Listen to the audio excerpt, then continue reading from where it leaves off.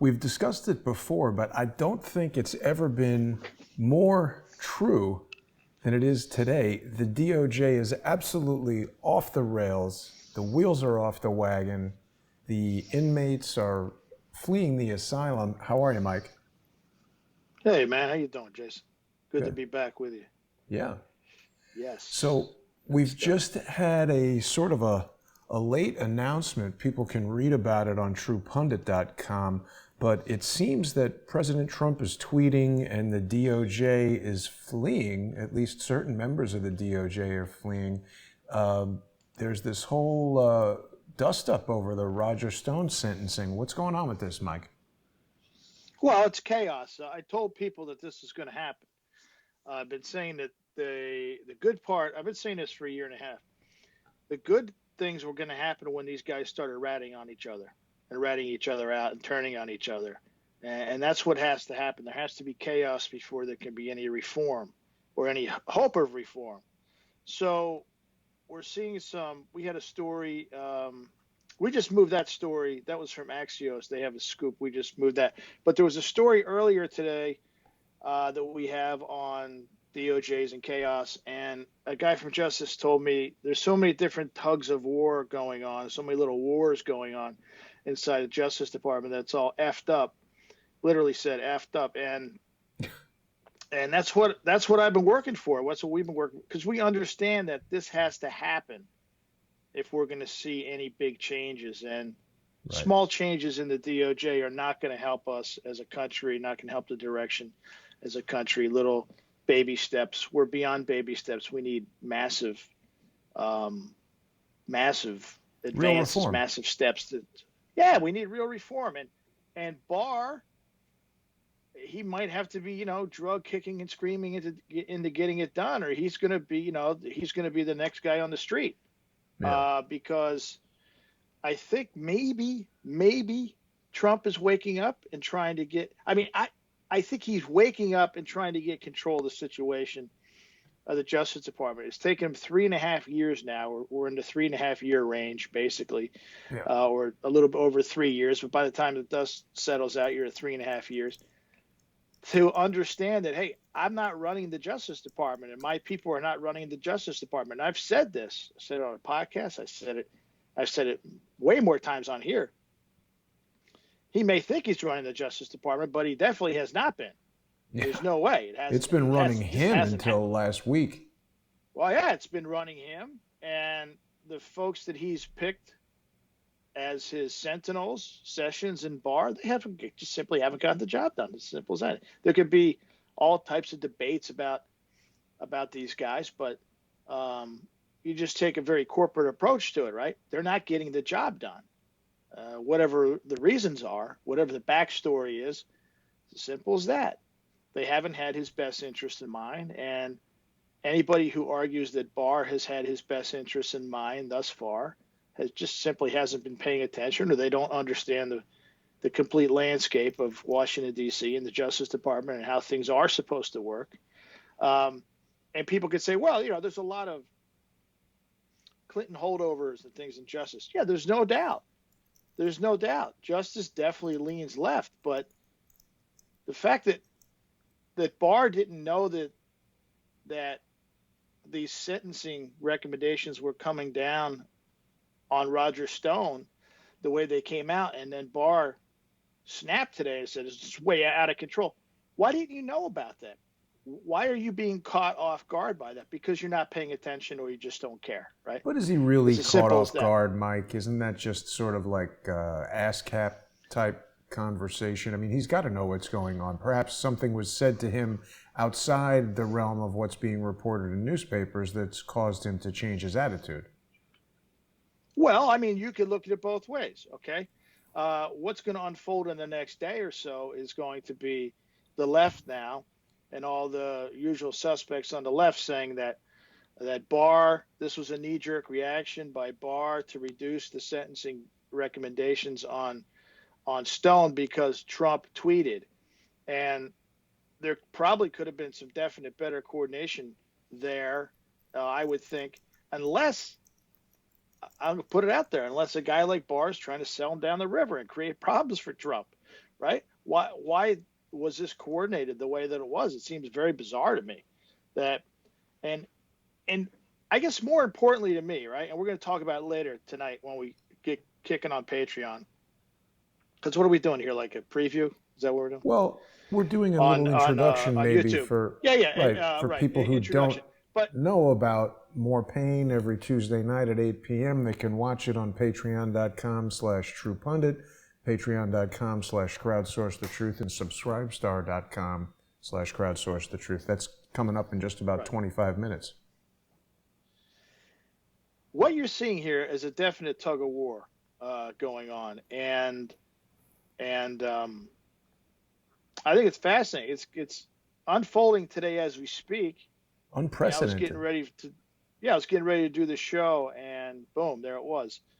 More stories are breaking, and I'm scrambling around trying to read up on things, and we're trying to get the most recent story we just posted from Mike Allen over there. Mike Allen's a good journalist. He runs it. He founded Axios, and they got a good scoop on that Trump savaged Lou, the former U.S. attorney of.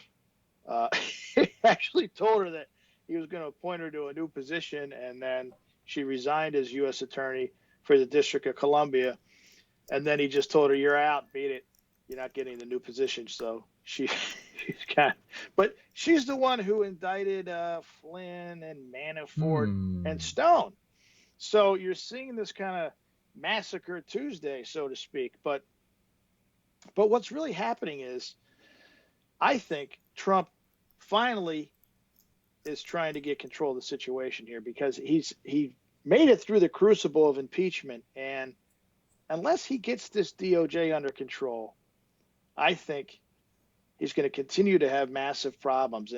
And if I were him, and I think he probably subscribes to this, what does he have to lose? They already tried to throw him out, tried to throw him out of Washington. So now you have to settle some scores. But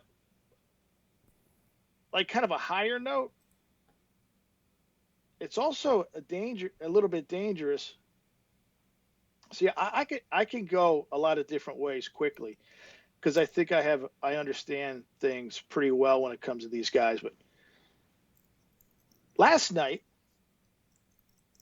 the story broke that Stone is facing 7 to 9 years in jail, federal prison, based on DOJ sentencing recommendations. And then less than like 12 hours later, they're saying, well, that's out of control. We can't, it's too heavy handed, and we can't, Right. we have to reformulate those. Right. And I'm saying to myself, what the hell kind of Justice Department is this? If the president tweets, let's just say, now to set it up, Justice said, we already decided behind the scenes that it was too heavy handed. And then Trump tweeted something out, and it makes it look like Justice was responding to Trump's tweet. Regardless, let's just say that's true, right? Yeah. Or if it's not true. Either way, what the hell kind of Justice Department just decides things on a crazy whim, and then the next day they can reduce a sentencing recommendation by 60, 70%. What is going on? This is, whether you like Roger Stone or not, and I'm not like a close confidant of Roger Stone like a lot of guys are, right? We keep to ourselves over here, mostly because a lot of guys are getting indicted, right? And we don't want to have an associates with any. We don't need. I don't need to have friendships, associations with these people, indictments, or I've been down that road, because we don't need these people to get our information, because we have our other sources. Like, so we're complete. I think we're one of the most independent news organizations out there on the right, because we don't need to hang out in a clique to be retweeted and to get information and to retweet this guy's story and he'll retweet her. We just put the information out that we get from our sources, and that's how we roll. But what kind of a Justice Department can like play with a man's freedom, whether it's Stone or whoever, mine, yours? aren't we supposed to have something a little bit better in place when it comes to sentencing guidelines? Not this like grab bag or potluck dinner where you could be going away for 10 years or you could be going away for 3 years. What the hell is going on here? Does that make any sense? Well, I mean, what you're saying makes sense. What the DOJ is doing makes basically no sense. The other interesting thing that happened is that Jussie Smollett has now been indicted on 6 counts. I listen to a lot of like lawyer podcasts now, and you can learn some interesting stuff from that. I spoke to some friends who are lawyers about going to law school, and they advised against it. But they were talking about in this legal podcast, Jussie Smollett's lawyers have, he's basically he's subpoenaed the city of Chicago to get information about past cases and how corrupt they are and how they handle this kind of stuff. And it seems that the city of Chicago is striking back by indicting the guy. Now, I think Jussie Smollett deserves to be indicted. I think he lied about that attack, and I think he tied up police resources and wasted a lot of time. But it's this vindictive kind of justice. I would prefer to see blind justice. Well, I mean, you can make an argument for Smollett with that, for sure. But I think that it's a little bit bigger. Smollett tried to embarrass the Chicago Police Department, and so did the city attorney. They colluded with Smollett, and you could argue a top associate of the Obamas, and maybe even Kamala Harris was behind the scenes working this. And basically some kind of scheme to embarrass the Chicago Police Department. Even, charges were dismissed and stuff. And Chicago PD is saying, this is stupid. We got this guy dead to rights. So we're not gonna be embarrassed by these cronies, these Obama cronies or whoever they are, because this guy cooked up a scheme. Look, this guy Smollett's a bird brain. Yeah. He says he's attacked by white people. And then he's got two Nigerian brothers, not like brothers like, we're hanging out in the hood, but they're literally the brothers, actual like fraternal, by birth. They're brothers, and these guys are like weightlifters, okay? And they're not white. They have Nigerian descent. I think some people say, well, they are Americans, okay, but they speak with an accent. They're from Nigeria, all right? So, what kind of scheme was this bird brain cooking up, where he says he was attacked by white people, and then he found Nigerian white people? I guess the New York Times would describe them probably as Nigerian white people. Well, they called George Zimmerman a white Hispanic. So I'm just going by, somehow these guys remind me of Milli Vanilli. Maybe it's the pose they're in. They're just sort of like, girl, it's true. I don't know what's going on there, but Milli Vanilli. Well, I don't know. They better be able to lip sync in prison. They're the Milli Vanilli of ass kicking. It's all fake. but I think these guys probably cut a deal for themselves to get out of trouble, because they saw that this guy was, throwing them under the bus, and they said, all right, well, we'll talk. Yeah. This guy put us up to it. And they're like, okay, now the Chicago PD's like, all right, we have a case. And then it gets politicized. Then the feds come in. Why did the FBI come in on this case? Brad Wing from the Chicago FBI, child exploitation, sexual predator investigator, renowned child trafficking FBI investigator. Why does he come in on that case? He came in on that case early, man. I mean, we talked about that earlier. Right. Has anybody other than True Pundit said anything about that, Mike? I don't know. I mean, it wasn't brain surgery. We found the guy. They were referring to TFO wing in the police memos, and TFO means task force officer. And you know that if it's not saying Chicago CPD detective or CPDO, Chicago Police Department officer, or Chicago Police Department investigator or detective, the TFO means it's on task force. And then when you start making some calls, you find out, oh yeah, that's Brad Wing.